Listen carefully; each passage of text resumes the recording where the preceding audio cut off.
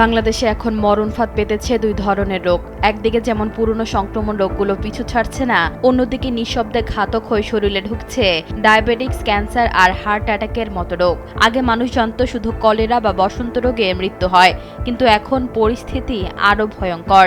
আপনি হয়তো জানেনই না আপনার শরীরের ভেতরেই দানা বেঁধেছে এমন এক রোগ যা আপনাকে তিলে তিলে মৃত্যুর দিকে নিয়ে যাচ্ছে।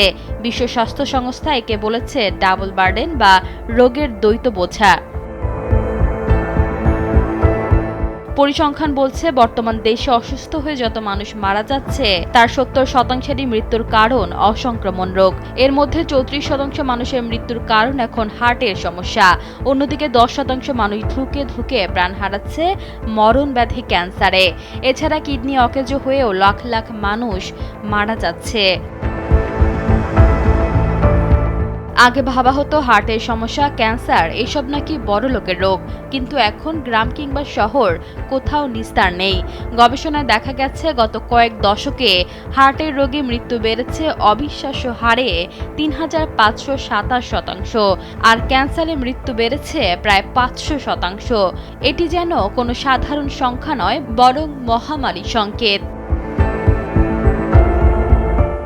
একদিকে যখন ক্যান্সার, ডায়াবেটিসে মানুষ প্রাণ হারাচ্ছে, তখন আড়াল থেকে হানা দিচ্ছে ডেঙ্গু, হাম আর চিকুনগুনিয়ার মতো সংক্রমণ রোগ। সবচেয়ে ভয়ের ব্যাপার হলো শরীরে এমন সব জীবাণু ঢুকছে যার ওপর কোনো ওষুধ কাজ করছে না, অর্থাৎ রোগ হলে কোনো জীবন রক্ষাকারী ওষুধও থাকবে না। প্রশ্ন আসে, কেন এই মরণ দশা? বিশেষজ্ঞরা বলছেন প্রতিদিনের খাদ্যাভ্যাসই মৃত্যুর দিকে ঠেলে দিচ্ছে। অতিরিক্ত ক্যালোরি আর অস্বাস্থ্যকর খাদ্যাভ্যাস, শরীরচর্চা না করা এবং ঘন্টার পর ঘন্টা বসে থাকা, যা সরাসরি ফুসফুস ও হার্ট ধ্বংস করছে। এমনকি অসচেতনতা।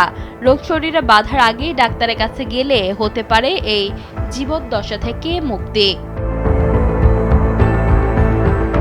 ঈশিতা আক্তার, সময়ের আলো।